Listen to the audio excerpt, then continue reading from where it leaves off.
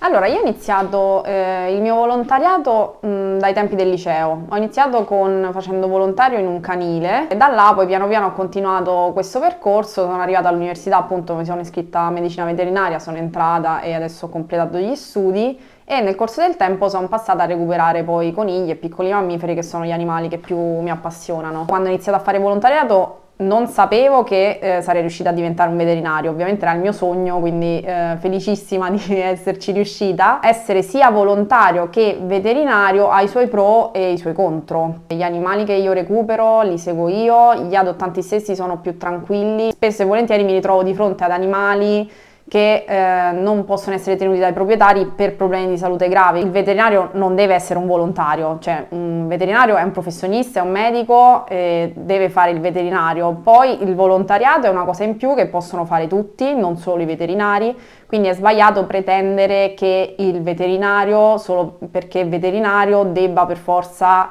andare a recuperare animali di cui le persone non si possono prendere cura. Non tutti possiamo recuperare animali, non tutti possiamo fare volontariato. Io per ora ci riesco ancora. Il veterinario entra in clinica la mattina ed esce la sera. Quindi io la mattina, prima ancora di venire in clinica, mi occupo dei miei conigli che stanno a casa mia in stallo, lavoro, torno la sera perché usciamo da qua che è buio e vado di nuovo ad accudire loro. Mi levano un po' la vita, se così possiamo dirlo, ma a me è una cosa che piace, lo faccio col cuore e per ora ancora ce la faccio, quindi finché riesco a farlo lo continuerò a fare perché è una cosa che mi gratifica tantissimo. In Italia ci sono tante associazioni, un po' meno nel sud, però ci sono veramente tanti volontari che si impegnano in questo, ma come facciamo a distinguere un'associazione buona di cui poterci fidare piuttosto che di un'altra? Sicuramente bisogna affidarsi a volontari che collaborano con i veterinari, perché gli animali in primis devono essere dati in adozione sani. Devono essere persone che ti danno quindi un libretto sanitario, ti danno tutto ciò che ha fatto l'animale nella sua, insomma, la sua storia clinica, devono parlare dei suoi problemi di salute,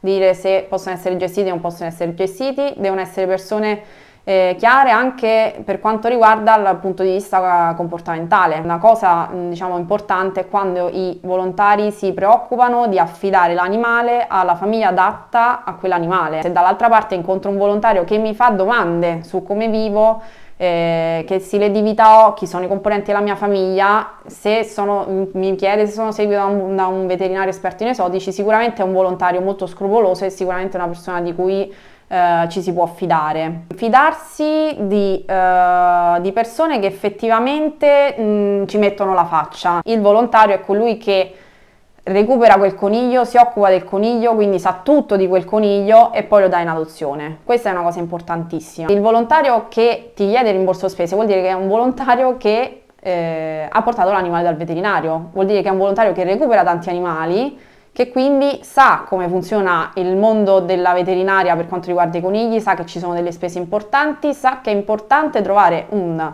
proprietario che riesca ad affrontare quelle spese mediche. Sembra brutto a dirsi, ma il coniglio, cioè tutti gli animali, in particolare qua parliamo di conigli, è un animale che può essere tenuto nel momento in cui noi abbiamo le possibilità economiche, perché purtroppo sono animali che se stanno male, le spese mediche, essendo la medicina veterinaria una medicina privata, sono molto molto alte e questo i volontari lo sanno ed è per questo che loro cercano diciamo di educare i nuovi adottanti a questa cosa e ovviamente io reputo assolutamente giustissimo non dover far pagare di tasca loro a tutti i volontari le spese mediche, di avere tantissima pazienza.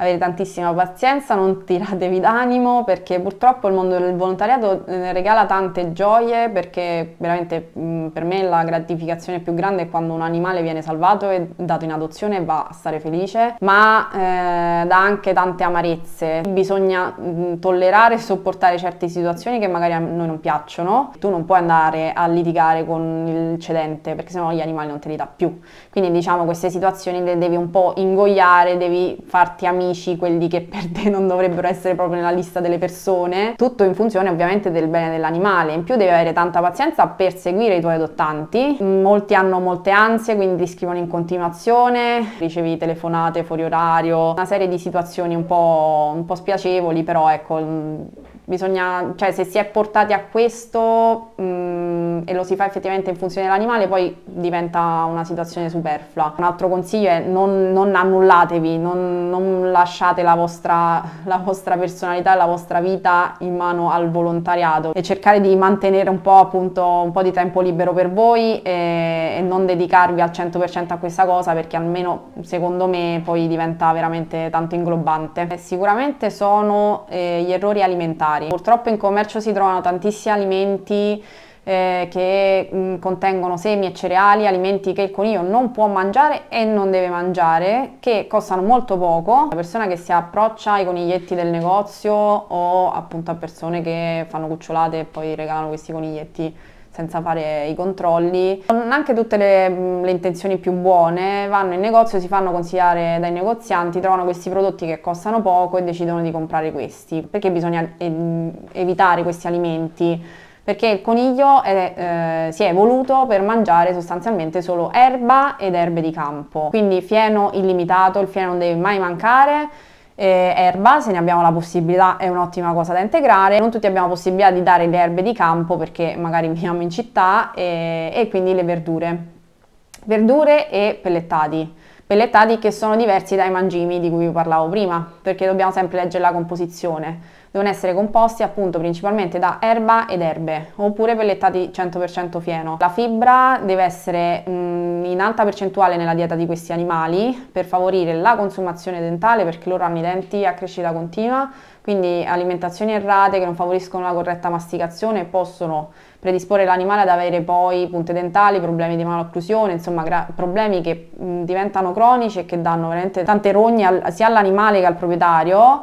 E inoltre la fibra è importantissima per favorire la corretta digestione. Cereali e semi sono prodotti ad alto contenuto calorico. Lo stesso vale anche per la frutta o per le carote. Sfatiamo un mito: i conigli non devono mangiare tante carote. Quindi che cosa succede? A parte che mangiando semini e cereali il coniglio mastica in un modo errato, quindi non favorisce la corretta limatura dentale. In più il suo organismo non è stato selezionato per digerire questi alimenti, quindi a lungo andare si possono andare a creare problemi gastrointestinali cronici. Molti dicono: ma il mio coniglio per 7 anni ha mangiato queste cose, è sempre stato bene. Poi magari ti dicono anche che il coniglio a 7 anni è morto di vecchiaia, quando il coniglio può arrivare tranquillamente a 12 anni.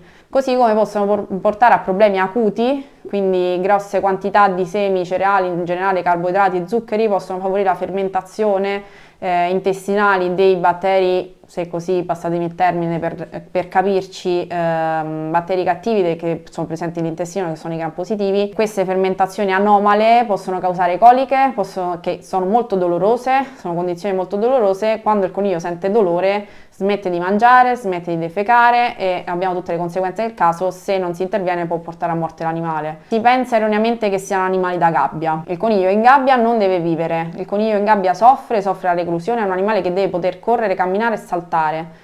Al di là del benessere psicologico, che è importantissimo preservare, il movimento è importantissimo anche da un punto di vista sanitario, quindi animali che stanno sempre dentro la gabbia con magari un substrato non adatto possono sviluppare pododermatiti, possono avere problemi urinari perché l'animale non si muove, possono avere... io ho recuperato tantissimi conigli che hanno vissuto anni e anni in gabbia, che però magari non erano neanche troppo vecchi, che avevano l'artrosi perché animali che non si muovevano, non avevano massa muscolare, hanno problemi ossei. Animali che non hanno mai visto la luce del sole, quindi iniziano ad avere carenze di vitamina D, problemi ossei, quindi anche problemi dentali. Come si può ovviare al problema del coniglio che ti rosicchia tutto in giro per casa? Anzitutto capire perché l'animale rosicchia. Sicuramente un cucciolo potrà rosicchiare maggiormente rispetto ad un adulto, però è anche vero che per esempio la sterilizzazione aiuta molto, perché spesso il rosicchiamento è un modo anche per marcare il territorio. Il rosicchiamento è anche un modo per esprimere il nervosismo, quindi animali non sterilizzati spesso sono un po' più nervosi, così anche come potrebbero farlo benissimo gli animali non sterilizzati. Là bisogna andare poi sulla parte comportamentale, perché anche il coniglio può avere problemi comportamentali, quindi capire cos'è che lo innervosisce così tanto, o semplicemente quel materiale è un legno che a lui piace. Quindi per ovviare a questo problema è intanto sapere che succederà, quindi non mettere cose di valore in giro per casa se non si vuole avere il danno, e magari si possono utilizzare dei recinti che, come abbiamo detto, permettono comunque all'animale di correre, camminare, saltare. Spesso non vengono considerati animali che devono essere portati al veterinario. E invece il coniglio, come cane e gatto, deve andare assolutamente dal veterinario, l'ideale sarebbe ogni 6 mesi, una volta l'anno deve essere vaccinato, devono essere sterilizzati entro l'anno di età, sia maschio che femmine, per 2 motivazioni diverse, e deve appunto fare controlli periodici per controllare che sia tutto a posto. Se poi l'animale ha accesso anche a zone esterne è preferibile. Il coniglio è un animale che ben si adatta al freddo, ovviamente con un adattamento graduale, e anzi giova molto dell'aria aperta, perché può stare al sole, può scavare, può mangiare l'erba, quindi sono tutte cose che portano vantaggi e benefici per l'animale. Il coniglio è un animale fortemente gregario, quindi un coniglio da solo soffre. Potete fargli tutta la compagnia che volete, ma un coniglio da solo non è un coniglio appagato al 100%. I conigli in coppia sono animali che veramente stanno molto meglio. Quando prendete un animale, se lo avete adottato, chiedete consiglio a chi sta seguendo l'animale. Se lo avete comprato o magari adottato da persone non troppo informate, assolutamente andate a fare una prima visita dal veterinario, che vi darà tutti i consigli anche sulla stabulazione e sulla gestione, e farà una prima visita.